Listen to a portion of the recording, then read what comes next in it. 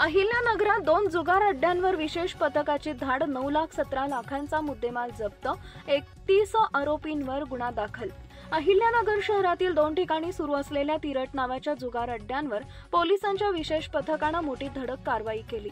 सदर कारवाईत एकूण 9,17,550 रुपये किमतीचा मुद्देमाल जप्त करण्यात आला असून 29 जण जुगार खेळताना अटक व 2 जणांवर जागा उपलब्ध करून दिल्याबद्दल कारवाई करण्यात आली आहे. अमरधाम पुलाजवळील लोखंडी शेड अटक. आरोपी 12 जण. जप्त मुद्देमाल 2,15,520 प्लस 74,520 रोख व मोबाईल. मोटरसायकल. जुगार साहित्य 1,41,000. दिनेश हॉटेल मागील शेड अटक. आरोपी 17 जण.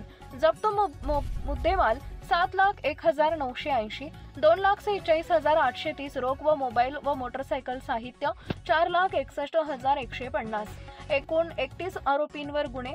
29 जण जुगार खेळताना ताब्यात. 2 जणांनी जागा व साहित्य पुरवल्याबद्दल कारवाई. कलम महाराष्ट्र जुगार कायदा कलम 4 व 5. ही कारवाई पोलीस अधीक्षक सोमनाथ घारगे यांच्या आदेशानुसार करण्यात आली.